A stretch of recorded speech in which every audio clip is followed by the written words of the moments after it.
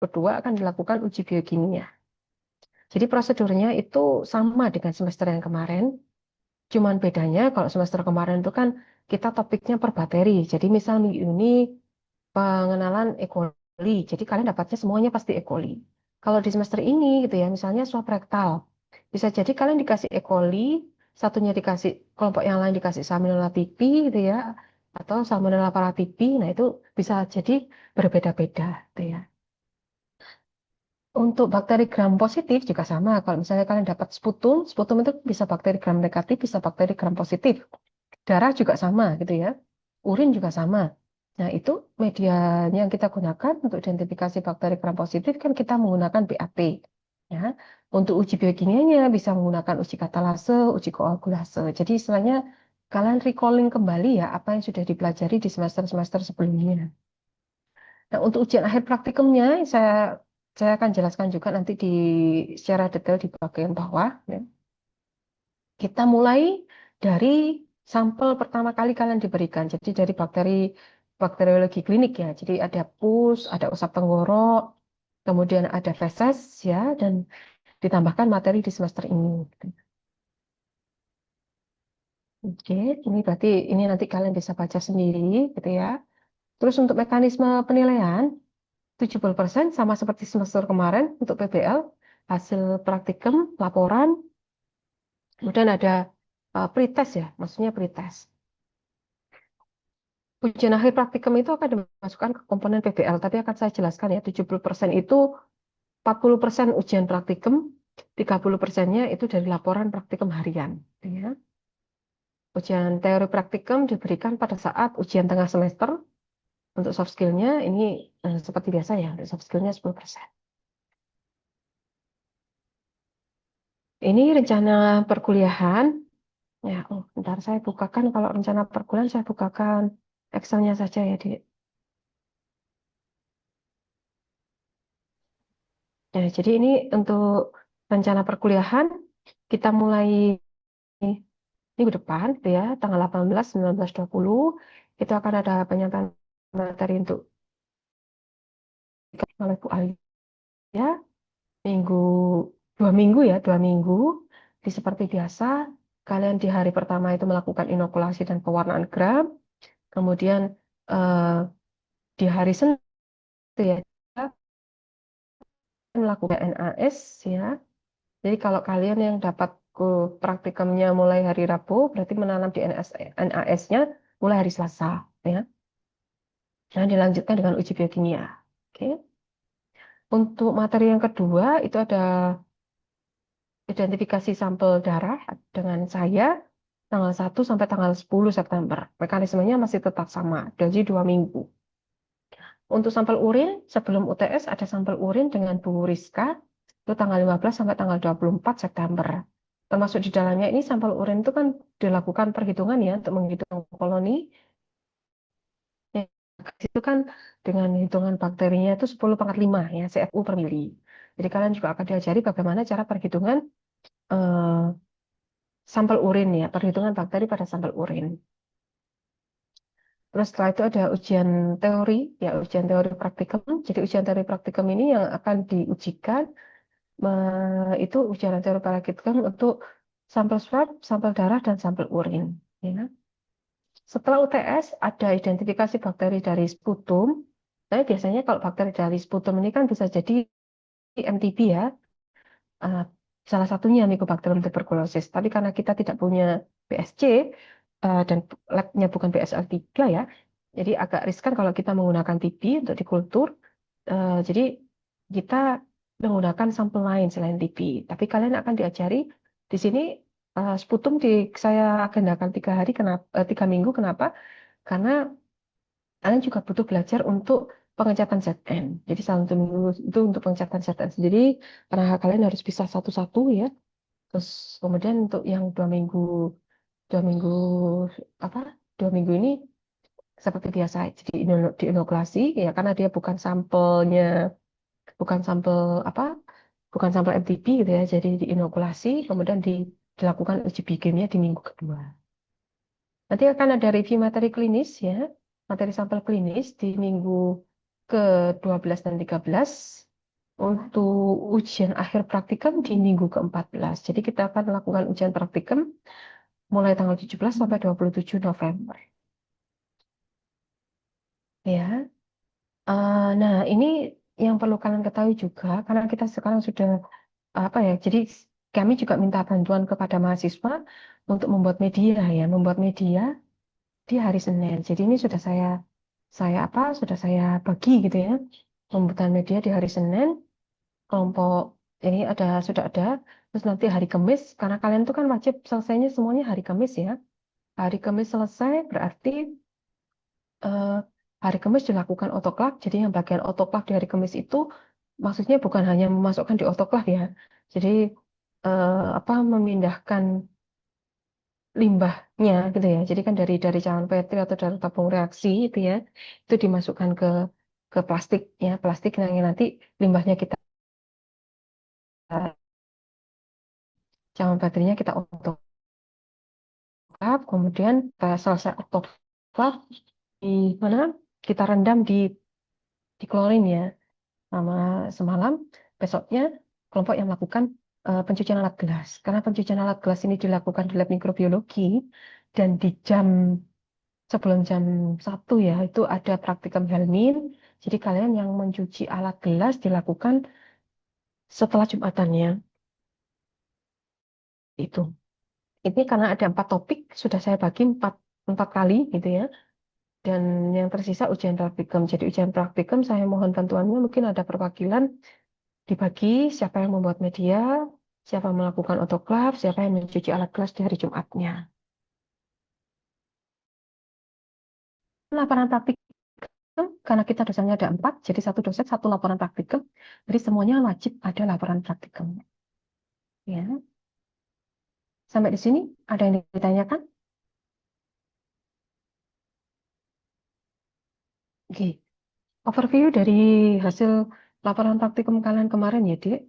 Saya lihat itu pertama, eh, prinsip itu sebetulnya bisa 2-3 kalimat, jadi tidak perlu terlalu panjang ya. Dibedakan prinsip dengan tujuan. Misalnya nih, apa tujuan untuk melakukan uji urease misalnya? Untuk mengetahui apakah bakteri memiliki enzim urease, gitu kan? Itu tujuan. Kalau prinsipnya bakteri bakteri yang memiliki uji urease, dia bisa dilihat eh, dia pada pada media urease itu kan akan terjadi perubahan warna pH yang diakibatkan oleh terbentuknya urea gitu ya. Amonia amonia yang eh, berasal dari eh, berasal dari kerja enzim di amonia, gitu ya. Sehingga warna media menjadi basah, gitu ya. Yang mana warna basah ini akan dikenali ya, atau akan dideteksi oleh pH phenol red, gitu ya. Jadi warna medianya berubah seperti itu. Tidak perlu terlalu panjang ya. Pokoknya prinsipnya semuanya ada. Dan prinsip itu wajib mengutip literatur. Kalau tujuan tidak perlu mengutip literatur karena masih ada beberapa yang referensi ini tidak mengutip literatur ya. Terus kemudian perhitungan persentase kemiripan itu tidak dilakukan di kesimpulan, tetapi setelah kalian menyebutkan semua hasilnya ya sebelum bab kesimpulan, entah itu bisa kalian buat tabel atau bisa bukan tabel ya, atau pokoknya kalian buat perhitungan aja ya. Jadi persentase jumlah nilai uji yang benar dibandingkan dengan jumlah keseluruhan uji dikali 100%. Itu bukan di kesimpulan, ya. Di bawahnya pembahasan. Kesimpulan itu bukan lagi membahas. Kesimpulan itu, misal nih tujuannya apa? Tujuannya kan mengidentifikasi bakteri yang ada pada sampel, misalnya pada sampel swab rektal. Berarti kesimpulannya apa? Bakteri dari sampel swab rektal didapatkan adalah bakteri E. coli, misalnya seperti itu. Jadi singkat. Oke, jelas ya? Nah, pengumpulan laporan dilakukan 1 minggu setelah pembacaan hasil uji biokimia terakhir. Ya, ntar saya lanjutkan lagi ke kontraknya. Ya, dan nanti seperti ini, gitu ya, di sini. Ya, Saya jelaskan ujian teori praktikum ini 20% ya. Terus kemudian ada PBL ya. PBL ini project based method. Kenapa saya bilang project based method ya untuk mata kuliah diagnosa bakteriologi, sedangkan yang lain saya bilang case based gitu ya. Kalau project based method itu kan kalian kalian tidak tahu kalian dapat sampel bakteri apa gitu ya. Tapi kalian tahu kalau ini misalnya sampel swab rektal gitu ya. Kalian yang menyusun gitu ya, menyusun prosedur identifikasinya berdasarkan dari apa yang sudah kalian pelajari gitu ya. Kemudian kalian mengidentifikasi dari hasil prosedur yang dilakukan itu bakterinya apa. Itulah kenapa dikatakan project ya. Kalau case base itu case base seperti di praktikum semester-semester sebelumnya. Ini misal gimana? Misalnya semester kemarin itu kalian identifikasi E. coli. Kalian sudah tahu bakteri yang harus kalian dapatkan adalah E. coli gitu ya. Kemudian kalian kalian diminta untuk mengulang gitu ya, istilahnya mengulang identifikasi, mengulang prosedur, melakukan prosedur identifikasi dan hasilnya harus E. coli. Itu dikatakan case base. Tapi kalau di semester ini kalian tahu itu sampelnya swab rektal, tapi kalian nggak tahu kalian dapat bakteri apa. Nah, itu dikatakan project base. Di kalian merancang gitu ya, meskipun sudah ada istilahnya ada apa ya, ada guideline gitu ya untuk uji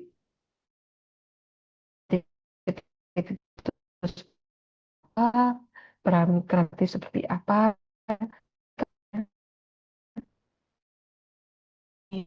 dimensi di media SS, nah seperti itu.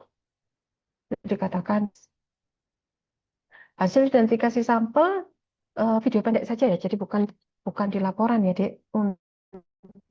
Untuk ujian praktikum ya.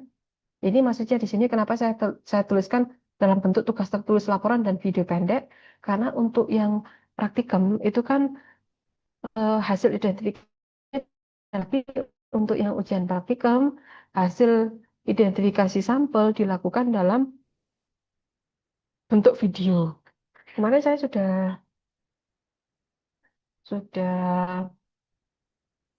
berdiskusi dengan kelompok yang sebelumnya, katanya mereka bilang, Bu, kalau 10 menit itu terlalu terlalu sedikit gitu.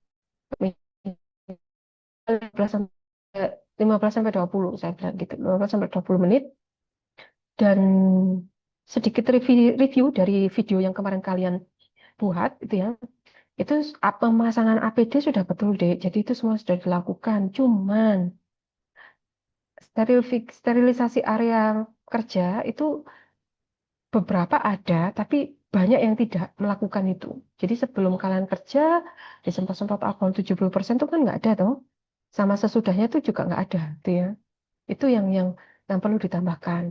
Kenapa kalau ujian OSCE itu tidak kalian lakukan, maka nilainya akan berkurang, gitu ya. Karena kalau di OSCE itu kita keluar sendiri, namanya perilaku profesional. Nilai angkanya itu 1 sampai 2, bobotnya itu 2. Kalau di OSCE itu kan bobotnya antara 1, 2, 3, gitu ya. Perilaku profesional itu biasanya bobotnya 2. Nah, itu kalau kamu nggak melakukan tadi ya yang saya bilang ya, memperhatikan K3 labnya, jadi keamanan sebelum dan sesudah kerja itu harus mejanya harus kalian sterilisasi gitu ya. Apalagi kalau OSCE itu kan kalian mendapatkan gloves-nya itu cuma satu nih ya. Dari station bakteriologi klinik pindah ke parasitologi. Nah, itu yang harusnya kan ada istilahnya perilaku safety itu dengan nyemprot alkohol gitu ya di area kerja dan mungkin di gloves kalian gitu ya, di tangan ya. Oke. Penilaian project based method memiliki bobot 40%, sedangkan kegiatan praktikum mingguan itu di rata-rata ya, dari laporan, hasil pretest atau post-test itu 30%. 40% dari project base itu saya jabarkan lagi. Ada penilaian ujian praktikumnya, jadi praktikumnya 50%, ujian lisan 30, soft skill-nya 20%. Soft skill sama lagi, ini saya bilang tadi, kerapian, keselamatan kerja. Jadi setelah kalian selesai bekerja itu mejanya dirapikan, mejanya dibersihkan gitu ya. Terus kemudian bagaimana kerjasama dan komunikasi dengan temannya gitu ya. Siapa yang melakukan inokulasi di media selektif, siapa yang melakukan uji biokimia. Nah, itu kita nilai. Ujian praktikum 50% itu saya jabarkan lagi. Striknya gimana 10%, hasil melakukan ujinya berapa gitu ya. Apakah sudah sesuai melakukan ujinya, interpretasi hasilnya seperti apa gitu ya. Jadi saya jelaskan satu-satu.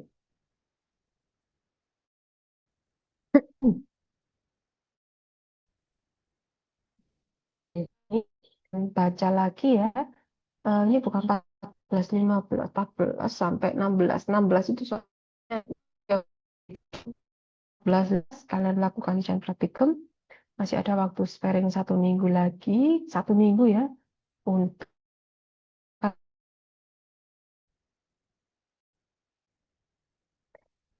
bukan laporan tertulis ya, Dek. Oh, ini maaf, maaf. Ini maksudnya itu mulai dari TM2 ya. Jadi ini saya eh, menjelaskan tadi yang saya bilang project base karena di di praktikum yang kali ini itu kan kalian nggak tahu soal rektal kalian dapat E. coli atau TB tadi ya, makanya saya bilang project base. Jadi jangan bingung ya kalau saya di sini tulis 2 sampai 16. Untuk laporannya itu untuk laporannya sem- semuanya yang mingguan laporan tertulis gitu ya. Kalau yang video itu untuk video ini untuk ujian akhir praktikumnya. Pretest akan diberikan sesuai topik praktikum. Nah, kalian akan kita upload lewat Hebat dan kalian melakukannya pada saat jatah kalian praktikum gitu ya. Jadi di lab. Ketentuan laporan praktikum bersifat individu, gitu ya, maksimal ini laporannya 90, ya. 1 minggu setelah uji biokimia terakhir dibaca ya. Ada yang ditanyakan? Sampai di sini ada yang ditanyakan?